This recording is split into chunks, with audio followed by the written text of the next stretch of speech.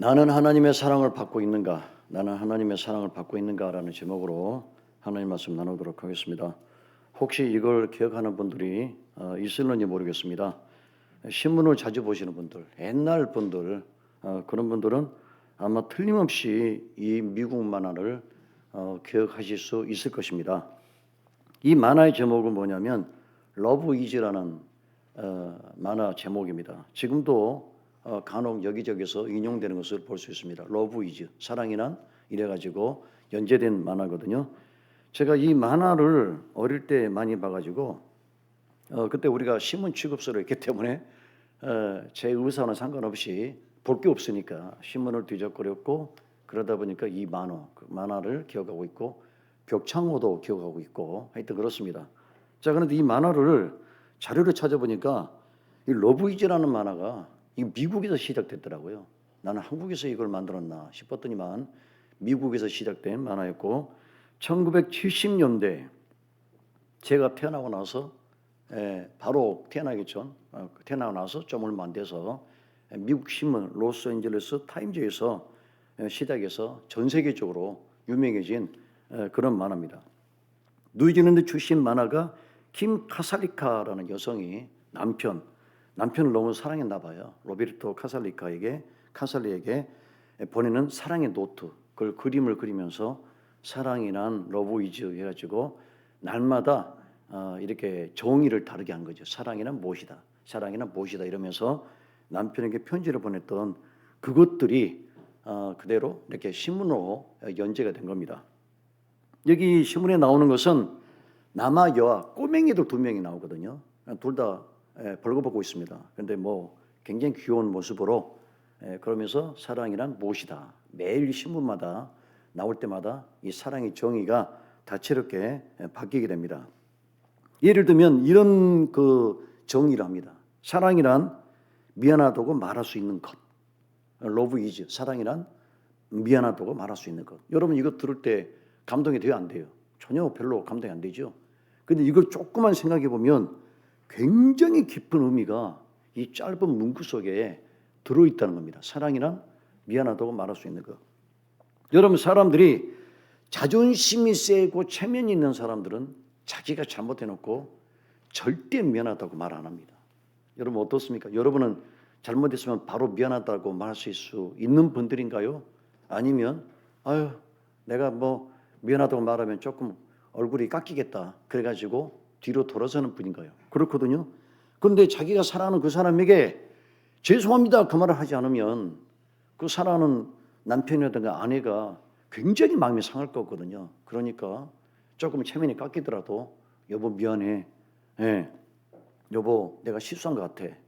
우리나라 남자들은 부인한테 자기가 잘못해놓고 절대 잘못했다고 얘기 안 하죠. 근데 진짜 사랑하면 상대방에게 존중의 의미로 내가 여보 미안하게 됐어, 내가 실수해서, 이런 따뜻한 말 한마디를 건넬 수 있다는 겁니다. 여러분 그렇죠? 굉장히 심한 얘기예요. 또 한 가지 뭐냐, 사랑이란 눈이 멀어지는 것이다. 이것도 뭐 우리가 알고 있는 내용이지만 사랑이라는 것은 허물이 보이지 않습니다. 다른 사람들은 아니 자네 보니까 자네 그 아내하고 무엇이 좋아서 결혼했어? 제가 옛날에 했던 건데 원고는 없습니다만은 제가 잠깐 얘기를 한번 해보면, 어떤 부교육자 목사님인데 결혼했습니다. 친구가 찾아갔는데 친구니까 까놓고 얘기한 거죠. 뭐가 이뻐서 결혼했어? 라고 물어본 거예요.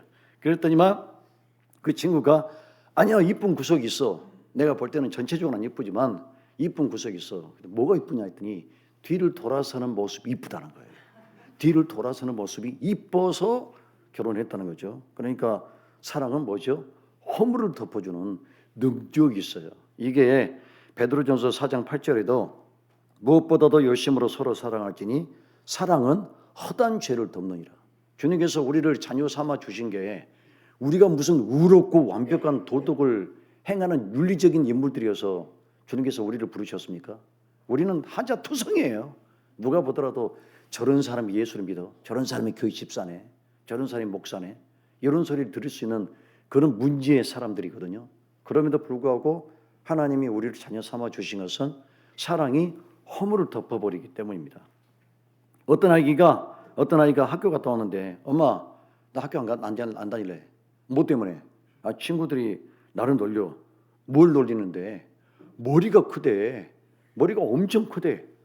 아니 네가 무슨 머리가 크냐? 너는 정상적인 머리를 갖고 있다. 누가 머리를 너보고 크다고 하냐? 아니 근데 나는 친구들이 한두 명을 놀리는 게 아니고 이놈 저놈 나보고 머리 크다고 자꾸 놀려서 엄마는 학교 안 갈래.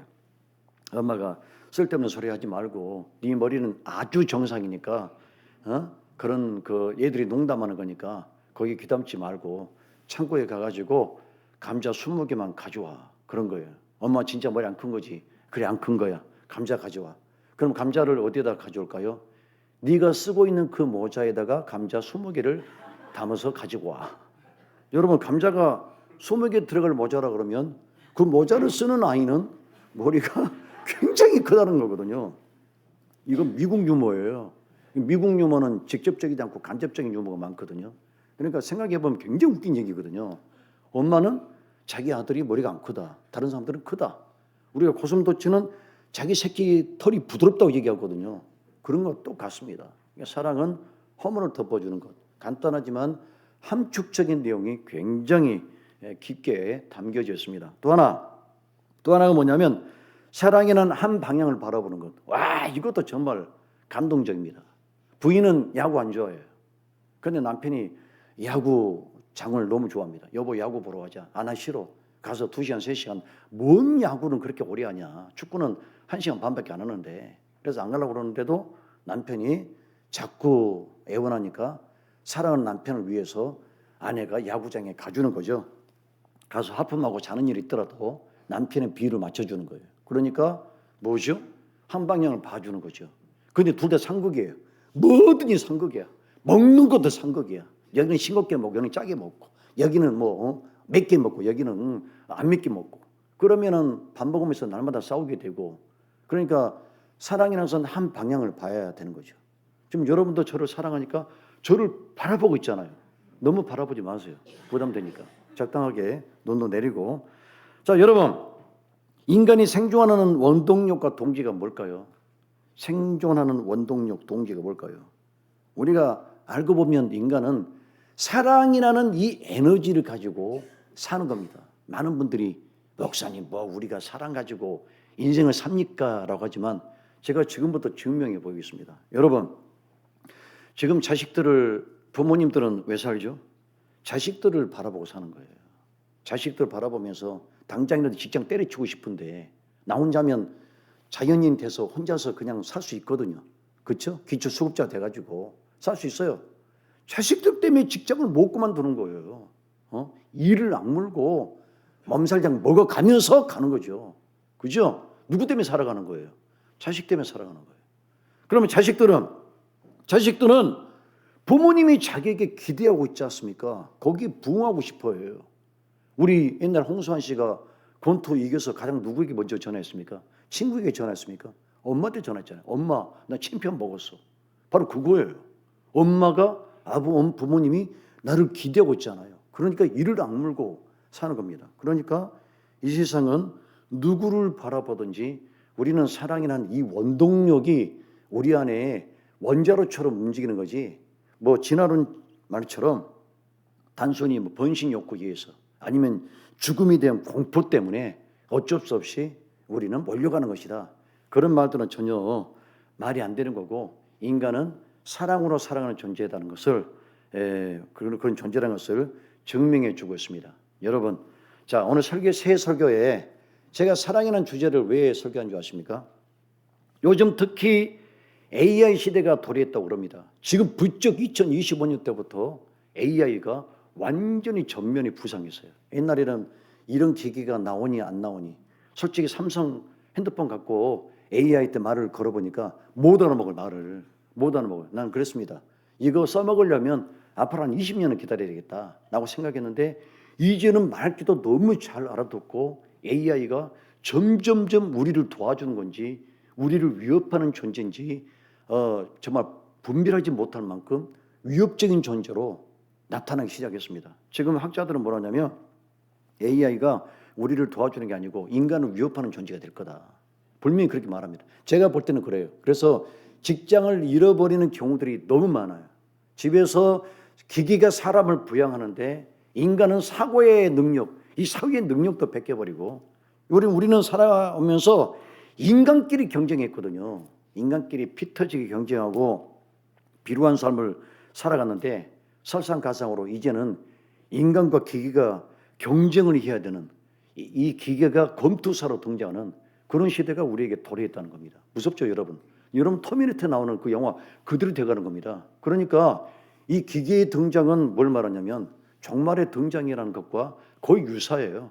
영화가 나오는 것들은 다 실현이 됐고, 요즘 영화가 보여주는 것들은 종말에 대해서 많이 보여주고 있거든요. 지구는 반드시 성경이 예언한 대로 마지막으로 치달을 것입니다. 인간들은 절대 서로 용서하고 이해하지 못할 겁니다. 그래서 우리 사람들 머릿속에 뭐가 지금 단어들이 나열되느냐? 생존. 머릿속에 그거 없어요. 생존. 우리 청년들 잠자다가 많이 깨죠. 우리 청년들이 잠 못 자요. 우리 때는 코 골고 잤어요. 요즘 청년들은 자다가 깬다니까. 깨! 왜 그러냐? 무서운 거예요. 미래가 무서운 거예요. 내일이 겁이 난다고요. 두 번째, 경쟁. 그 다음에 사투, 싸움. 이것만 머릿속에 나열되어 있습니다. 그러다 보니까 우리 인간들은 뭐가 돼가고 있습니까? 짐승이 돼가고 있죠. 다들 흥분돼 있어요. 다들 분노가 가득 차 있어요. 그러다 보니까 묻지마 사건, 묻지마 폭력, 툭하면 사람을 죽이는 그런 일들이 자꾸 자행되는 일들이, 속에가 우리는 분노로 가득 차 있는데, 그래서 제가 새 설교에 무엇을 해야 될까? 뭐 성취할까? 비전을 뭐 세우자, 이런 것보다는 이 사랑이라는 원천적 가치를 다시 한번 우리들의 머릿속에서, 마음속에서 이게 부상을 시켜야 되겠다. 저는 그런 마음으로 오늘 사랑이라는 이 주제에 대한 말씀을 전하게 됐습니다. 자, 오늘 본문 보겠습니다. 오늘 본문에 11절 12절에 이렇게 성경이 나와 있거든요.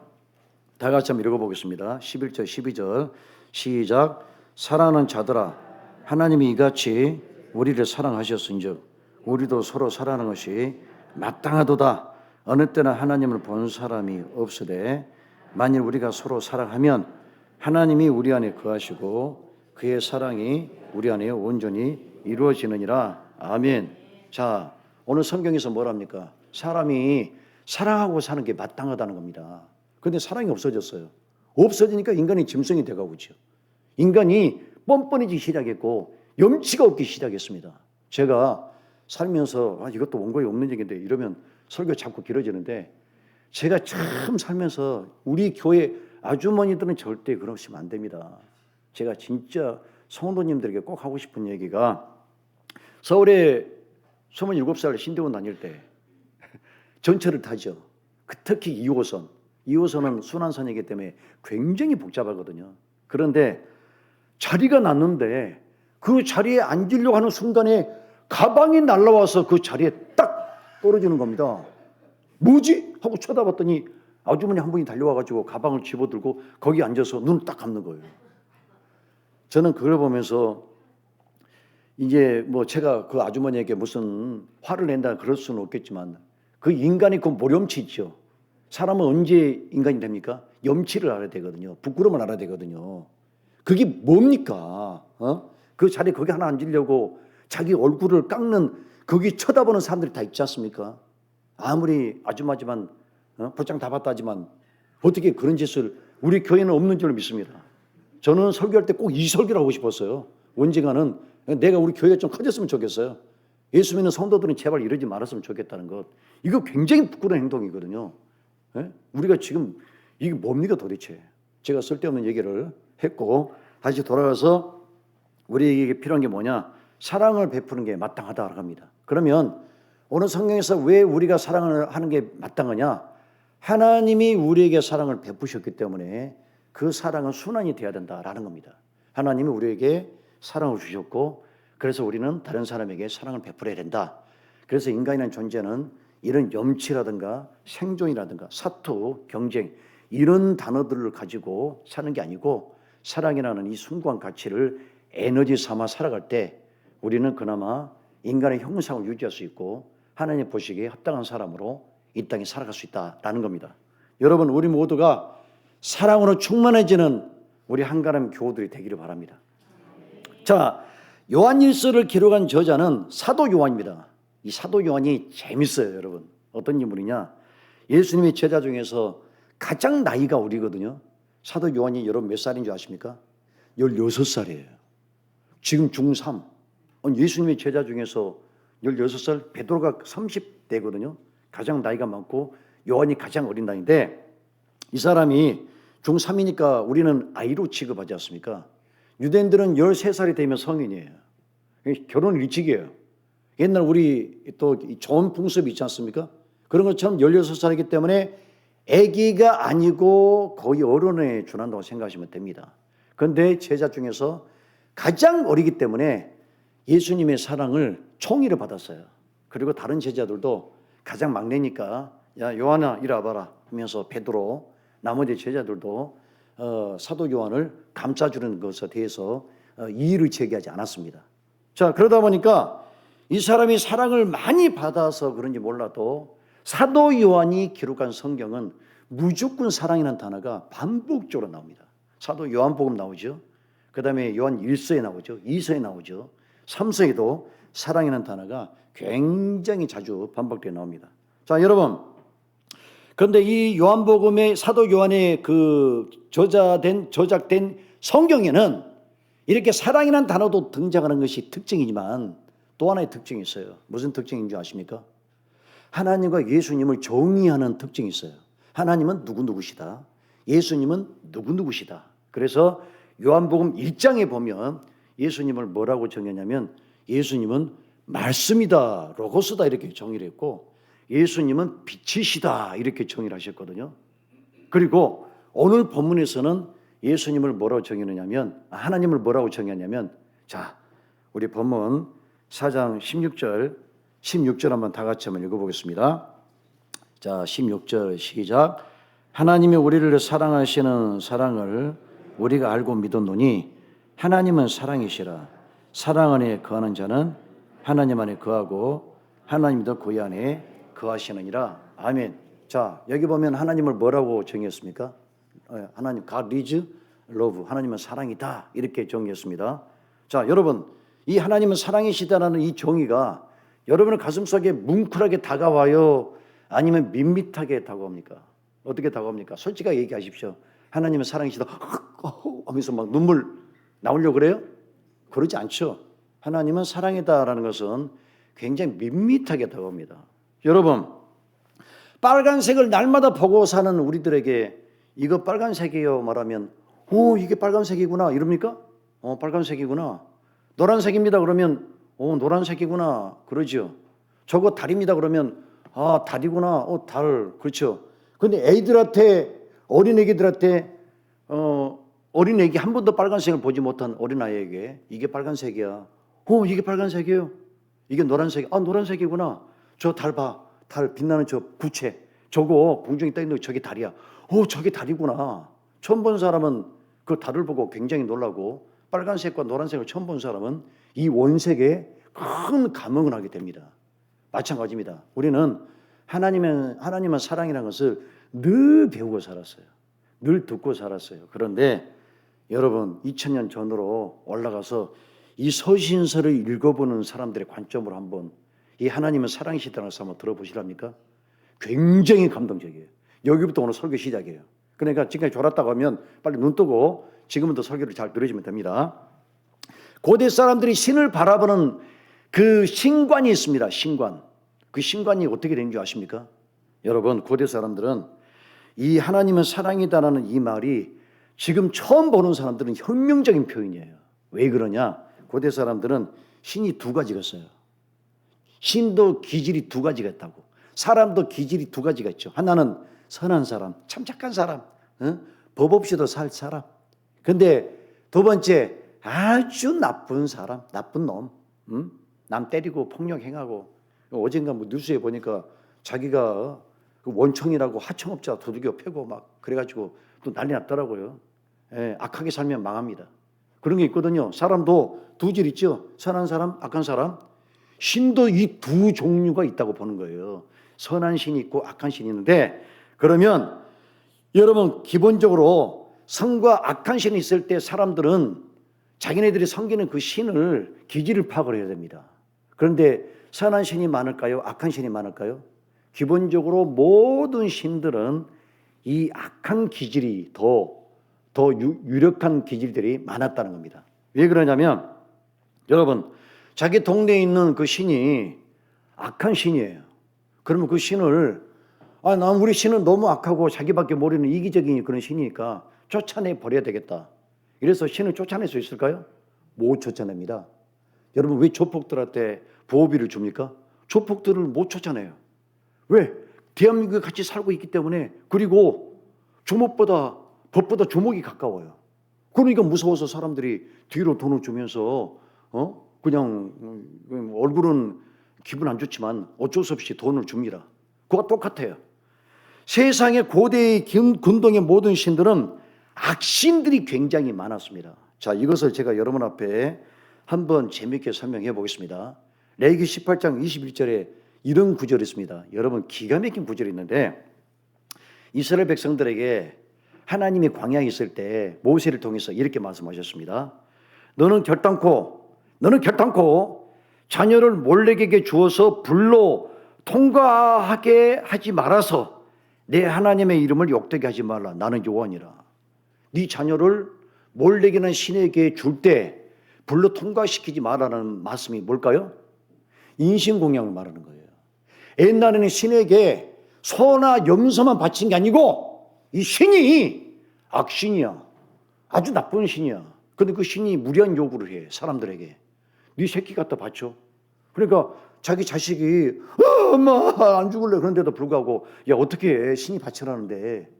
왜? 신이 사람보다 월등히 힘이 세고 권력이 있고 힘이 있는데 사람이 어떻게 신을 물리칠 수 있나요? 여러분, 한국의 무당들 보십시오. 무당들이 뭐랍니까? 귀신들이 악신이에요. 악신들인데 다들 귀신을 쫓아내는 게 아니고 돼지머리 차려놓고 똑 차려놓고 매겨서 보내는 겁니다. 제발 해코지하지 말라고. 쫓아내는 개념이 아니에요. 달리는 개념이에요. 조폭 달리듯이. 그게 고대 근동의 신들입니다. 여러분, 마야 문명, 잉카 문명, 또 여러 거기 남미의 문명들이 많죠. 그 문명들을 쭉 파보면, 고고학적으로 파보면 여러분 뭐가 많이 나온지 아세요? 신전이 나옵니다. 신전이 꼭 있어요. 근데 그 신전을 파보면 뭐가 나온다? 사람의 뼈가 유골이 해골, 대퇴부 부터 해가지고 정강이 뼈까지 해가지고 많은 뼈들이 막 쏟아져 나옵니다. 무슨 얘기냐? 스페인 기독교의 사람들이 남미 왔는데 사람을 잡아다가 다 죽여서 바치는 겁니다. 심장을 꺼내고 불로 태워서 죽이는 겁니다. 그러고 나서 스페인 사람들이 이건 인간들도 아니다. 그래가지고 모조리 학살을 시켰지 않습니까? 바로 그랬습니다. 그래서 고대 신들의 개념이 뭐냐? 고대 사람들은 신들이 대부분 악하다고 본 거예요. 신이 요구하면 어쩔 수 없이 자식이라도 바쳐야 되는 그런 것으로 봤습니다. 또 하나 더 설명하겠습니다. 여러분, 가나안의 신들이 대표적으로 누구죠? 가나안의 신들 대표적으로 바알, 남자 신이에요. 아세라, 여자 신이에요. 아스타롯, 여자 신입니다. 이 신들의 특징이 뭔지 아세요? 이 신들은 제사를 지낼 때 일반적으로 음란한 행위를 해서 제사를 지내야 됩니다. 사제들하고 거기 뭡니까 제사를 드리는 사람들하고 집단 난교를 해요. 그것이 제사예요. 그것이 신이 원하는 결과예요. 그런데 하나님은 뭐랍니까? 너희는 거룩하게 살아라. 내가 거룩하게 너희는 거룩해라. 너희는 죄짓지 마라. 간음하지 마라. 그런데 우상들은, 귀신들은, 악신들은 우리 인간에게 나쁜 짓을 요구하거든요. 너무 믿기 편해요. 더 좋아요. 사람들은 죄짓기 좋아하니까. 근데 하나님은 더럽게 살지 마라. 성결하게 살아라. 착하게 살아라. 그리고 오직 나만 믿어라. 그렇게 말하지 않습니까? 그러니까 고대 사람들은 우리가 그 신들을 보는 그 관점이 뭐냐? 고대 사람들은 존경과 사랑의 경외의 대상으로 신을 본 게 아니고 두려움과 공포의 대상, 증오의 대상으로 신들을 섬겼어요. 어쩔 수 없이. 그런데 그 사람들이 요한일서 사도 요한이 기록한 이 성경을 보면서 어떤 느낌이 들었을까요? 하나님은 사랑이래. 그분은 사랑이래. 그분은 우리에게 친절히 대하신대. 그분은 우리에게 모든 것을 베푸시는 그런 넉넉한 분이래. 하나님은 사랑이시래. 이 말이 고대 근동의 이스라엘 백성들뿐만 아니라 그 주변 사람들이 이 서신을 읽으면서 복음을 접할 때 얼마나 충격을 받았겠습니까? 신도 이렇게 선한 신이 있나? 이렇게 좋은 신이 있나? 인간을 위해서 희생하는 신이 있나? 그 아들을 보내서 십자가에서 죽게 하는 신이 있나? 우리 죄를 위해서. 여러분 어때요? 느낌이 같아요, 달라요? 완전히 다르죠. 그게 성경이에요. 성경을 우리의 지금 시선으로 보면 안 되고 고대 사람들의 시선으로 보면 충격 그 자체입니다. 혁명이 혁명. 우리를 위해서 피를 흘리시는 하나님, 그런 신, 그리고 직접 찾아오시는 분. 다른 신들은 찾아가야 돼. 그런데 이 하나님은 우리를 찾아오시는 거예요. 놀랍죠, 여러분? 하나도 안 놀란가 봐. 놀랍죠? 여러분 누가복음 15장에 보면 탕자의 비유가 나옵니다. 탕자가 둘째 아들인데 아버지한테, 아버지, 저 아버지 재산 어차피 돌아가시면 유산 상속해 줄 거니까 미리 좀 땡겨서 아버지 재산 주시면 안 되겠습니까? 아버지가 이 호로자식아, 아버지가 눈 시뻘게 살아고 있는데 무슨 재산을 달라고 그러냐? 아버지 좀 그러지 마시자고요. 저도 지금 젊었을 때 이제 뭔가를 좀 할 수 있어야지 아버지 돌아가실 때까지 아무것도 못하고 집에서 이렇게 허드렛 일이나 하면 되겠습니까? 그래가지고 날마다 아버지한테 시비를 거는 바람에 아버지가 재산을 그냥 아들에게 넘겨줬죠. 그랬더니 그놈이 본색을 드러내고 그 돈 갖고 외국으로 튀었습니다. 가가지고 단란주점에서 아가씨들 팁주고 그러다가 쫄딱 망해서 돼지를 치는 하찮은 직업에 종사를 하게 됩니다. 그러다가 하도 배가 고프니까 거기서 돼지 지업용으로 배를 채웠는데 배가 안 차요. 그래서 무슨 생각을 하냐면 내가 우리 아버지께 돌아가면 우리 아버지는 나를 분명히 용서해 주실 것이다. 근데 돌아갈 수가 없어요. 고민이 많습니다. 그런데 배고픔이 이길 길이 없어서 자신의 그 창피함을 무릅쓰고 아버지께 돌아갔더니 아버지가 어떻게 하고 있냐면 깜짝 놀란 거예요. 저 멀리서 자기 집을 보니까 아버지가 집 밖에 나와 있어요. 나와서 항상 밖을 보고 있어요. 왜 아버지가 나와 있지? 아들을 찾는 거죠.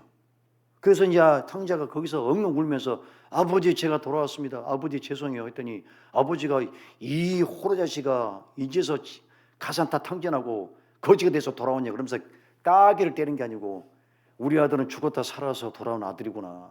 아들아 내가 너를 기다리고 있었다. 잘했다. 그 재산 중요하지 않다. 네가 성상한 몸으로 돌아온 것만 가지고도 아버지는 충분히 나는 마음이 좋다. 집에 들어가자. 여러분 이 탕자의 비유가 뭘 말하죠? 하나님의 사랑을 정의하는 비유예요. 하나님의 사랑을 정의하는 비유. 이렇게까지 우리를 사랑하시는 분이라는 거죠. 또 하나 말씀드립니다. 창세기에 보면 아브라함이 하나님을 섬깁니다. 아브라함이 다 좋아요. 돈도 많고 하인들도 많고 굉장히 큰 부자입니다. 문제는 아기가 없어요. 아기가 없어요. 그래서 아브라함이 아이고 이게 이렇게 많은 재산들 모아놓고 남존이라게 생겼다. 나 죽으면 이제 저기 엘리에셀이라는 저 청지기가 이 재산을 다 가져가게 생겼다. 그렇게 생각하는데 하나님이 아브라함에게 무슨 축복을 주셨습니까? 이삭이라는 아들을 25년 만에 낳을 수 있도록 아브라함이 100세 때 아들 이삭을 낳는 기적을 은혜를 베푸셨어요. 그런데 그 다음이 문제죠. 하나님이 아브라함이 뭐라 하냐면 아브라함아 네 아들 이삭을 모리아산에서 번제로 바쳐라. 여러분 번제가 뭔지 아십니까?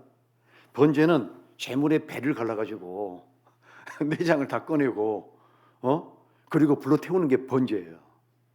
아니 그 25년 동안 기다려서 그 시련 속에서 낳은 아들을 갖다가 번제로 바쳐? 아브라함이 무슨 생각을 했을까요? 순간 이런 생각을 할 수도 있었겠습니다. 하나님이란 분이 옆에 있는 신들하고 별로 다를 것이 없다. 옆에 있는 그 신들도 재물을 바치라고 자녀들이 재물로 바치라는데 이분도 그런 신이구나, 악신이구나 이런 생각이 있을 수도 있었을 거라고 저는 추측하기도 합니다. 짐작하기도 합니다.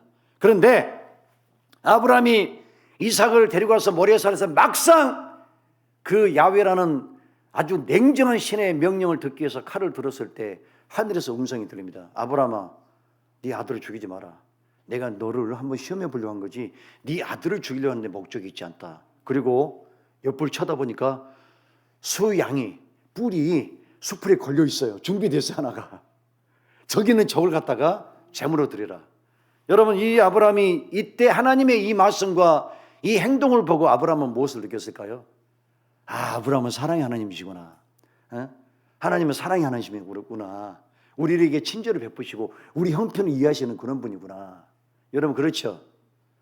지금은 그 하나님이 변하셨을까요? 그 하나님이 우리에게 다르게 변하셨을까요? 자, 나는 하나님의 사랑을 느끼고 산다. 손 한번 들어봅시다. 자, 내리십시다. 안 드신 분은 못 느끼시는 분들이에요. 예? 나는 진짜 하나님의 사랑을 잘 못 느끼겠다 하시는 분, 여러분 손 한번 들어볼까요? 괜찮습니다. 나는 하나님의 사랑을 전혀 못 느끼고 있다. 못 느끼고 있어요. 문제는 뭐냐? 하나님이 우리를 사랑하신다는 것을 늘 전달했습니다. 문제는 우리가 하나님의 사랑을 전혀 인지를 못해요. 하나님께서도 우리에게 사랑을 알릴 재간이 없어요. 왜? 하나님은 늘 사랑한다는데 우리는 그 사랑의 언어를 전혀 못 알아듣습니다. 못 알아듣습니다. 여러분, 왜 그럴까요? 왜 하나님은 우리를 사랑하시는데 우리는 그 사랑을 인지를 못할까요? 이게 말라기서 1장 2절 3절에 똑같은 이야기가 나옵니다. 여러분 잘 들어보십시오. 이렇게 나옵니다. 여호와께서 가라사대 내가 너희를 사랑하였노라 하나 너희는 이르기를 주께서 어떻게 우리를 사랑하셨나이까 하는도다. 나 여호와가 말하노라 에서는 야곱의 형이 아니냐?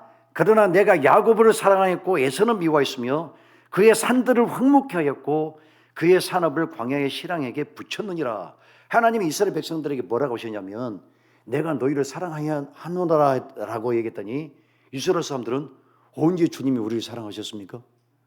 주님이 우리를 사랑하셨는데 나라가 남쪽과 북쪽으로 쪼개지고 나라가 망하고 바벨론 포로로 끌려가고 고통밖에 더 있었습니까? 이렇게 대답했거든요. 우리가 하나님의 사랑을 왜 못 느끼냐면 우리는 하나님의 사랑을 어떻게 인식을 하냐. 우리는 이 네 가지가 있어야 하나님의 사랑을 인식할 수 있습니다. 첫 번째, 부귀공명, 부귀영화. 내가 돈을 벌고 내가 장사가 잘 되고 사업이 잘 되고 내가 건강하고 우리 자녀들이 대학 착착 붙고 좋은 직장 다니고 이런 일들이 벌어져야만이 우리는 하나님이 나를 사랑한다고 생각해요.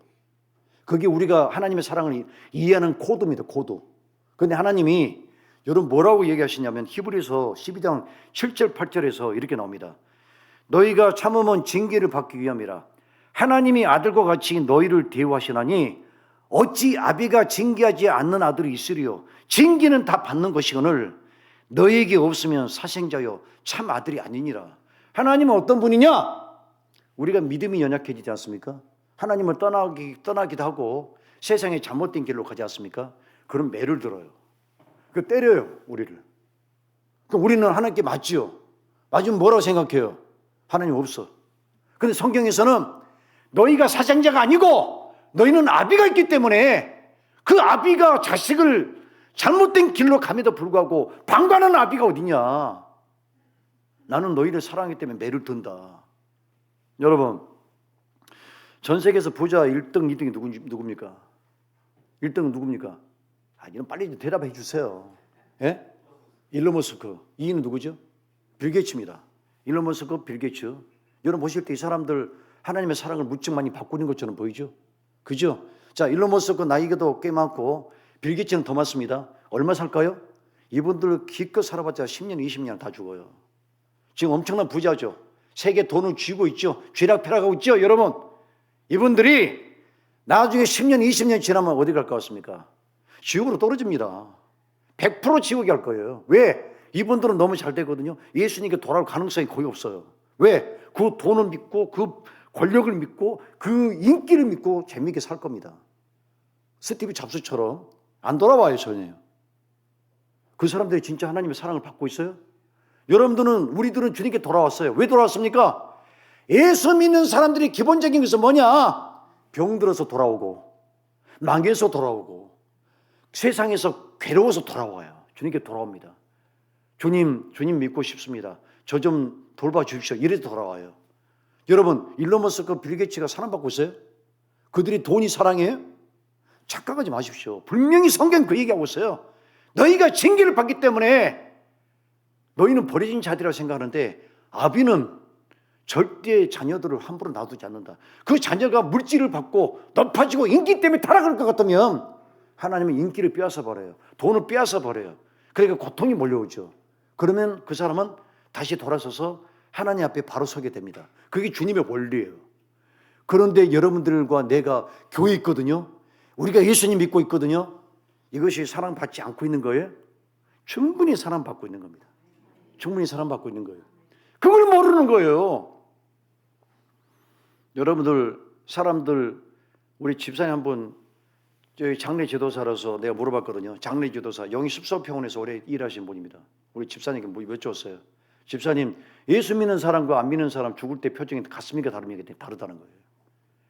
예수 믿는 사람은 죽을 때 편안하게 죽는다는 거예요. 그런데 예수를 안 믿고 죽은 사람은 죽을 때 고통스럽게 죽어요. 그런데 저는 그것을 날마다 경험하는 사람이고, 우리 집사님은 직장에 있는 분이잖아요. 한번 대주로 해봤더니 맞대요. 한 장례 지도사 한 분이 예수님을 믿었습니다.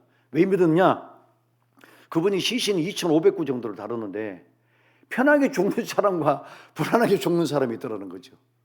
편하게 죽는 사람이 누구냐? 그 공통점을 찾아보니까 찬송가가 흘러나오더라. 그래서 그분이 예수님을 믿게 됐다라고 합니다. 여러분, 여러분이 물질이 있는 것, 아파트 평수가 넓은 것으로 하나님의 사랑을 인지하지 마시기를 바랍니다. 우리가 예수님을 찬양하는 것, 그분을 믿는 것, 내가 그분을 섬기는 것, 그게 이미 사랑이에요. 이미 사랑을 충분히 받고 있는 거고, 여러분 그 사랑을 통해서 천국을 유업으로 받는 우리 모두가 될 수 있기를 주의 이름으로 축원합니다. 기도하시겠습니다. 귀하신 아버지 감사합니다. 오늘 주님의 사랑, 하나님의 사랑이시다라는 말이 우리에게는 와닿지 않는 밋밋한 말이 될 수 있지만 고대 근동의 사람들은 대부분이 악신을 섬겼고 그 마귀가 했던 행동 그대로 그들은 부응을 했었어야 했습니다. 그래서 자녀를 바쳤고 그리고 무리한 요구를 다 들어줘야 했었고 그리고 심지어 음란 행위로 제사를 지는 일도 있었습니다. 하나님께서는 너희는 거룩한 백성이 되라, 성결한 백성이 되라, 죄짓지 마라, 그리고 악한 일에 가담하지 마라, 우리에게 성결을 요구하셨습니다. 왜냐하면 하나님은 사랑의 하나님이시기 때문입니다. 우리가 다시 한번 하나님의 사랑을 깨닫고 바로 인식하고 거기에 감사하고 주님을 따르는 거룩한 백성들이 되게 도와주시옵소서. 하나님의 사랑을 우리는 알지 못합니다. 돈이 있어야 되고 높은 자리에 올라가야만이 그것이 하나님의 사랑이라고 생각하기 때문입니다. 돈 때문에, 높은 자리 때문에 타락하고 범죄하고 하나님을 떠나버리고 끝까지 예수 믿지 않고 지옥에 떨어지는 사람이 얼마나 많습니까? 주여, 내가 비록 가난하지만 주님을 믿고 있던 이 사실, 그리고 천국으로 유업으로 받는다는 이 사실만큼 거대하고 놀라운 사실이 없다는 것을 인정하게 도와주시옵시고 하나님을 진실로 사랑하고 따르는 믿음의 백성들 될 수 있도록 함께하여 주시옵소서. 예수 이름으로 기도합니다. 아멘.